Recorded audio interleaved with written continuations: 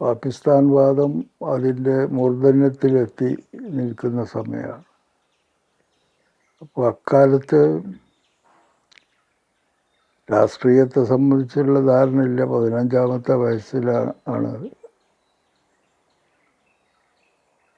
അങ്ങനെ ഇരിക്കുന്ന സമയത്ത് മുസ്ലിം ലീഗിൻ്റെ ഒരു വലിയ സമ്മേളനം കോട്ടപ്പടി മൈതാനിയിൽ നടന്നു. കോട്ടപ്പടി മൈതാനി ഏതാണ്ട് പകുതിയോളം നിറഞ്ഞു നിൽക്കുന്ന സമ്മേളനമായിരുന്നു. അക്കാലത്ത് അത് മഹാസംഭവമാണ്. കാരണം ഇന്നത്തെ പോലെ ആളുകളൊന്നും ഒന്നില്ല. അതിൽ ഏത് യോഗങ്ങൾ നടക്കുകയാണെന്നുണ്ടെങ്കിലും പോയി കേൾക്കും. യോഗത്തിന് പോയി മൈതാനിയിൽ അവിടെ ഇരുന്ന്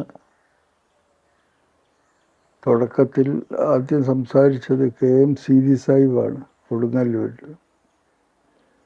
അയാളും സത്താർ സേട്ടുമാണ് അത് പിന്നെ മലബാറിലുള്ള മുസ്ലിം ലീഗിൻ്റെ സംഘാടക നേതാക്കന്മാർ.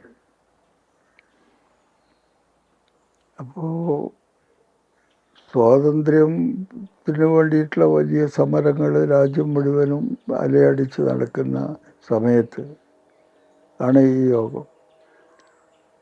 ആദ്യത്തെ പ്രസംഗം അദ്ദേഹത്തിൻ്റേതാണ്.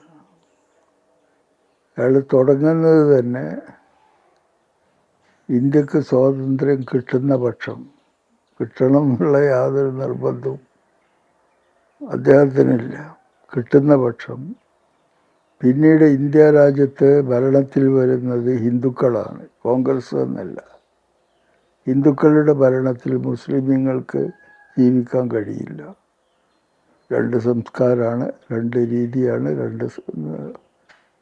അതിന് പറഞ്ഞ ഉദാഹരണം, ഹിന്ദുക്കൾക്ക് ചാണകം പുണ്യമാണ്, മുസ്ലിമീങ്ങൾക്ക് അത് നജസാണ്. ഹിന്ദുക്കൾ മുണ്ട് ഇടത്തോട്ടെടുക്കും, മുസ്ലിമീങ്ങൾ മുണ്ട് വലത്തോട്ടെടുക്കും.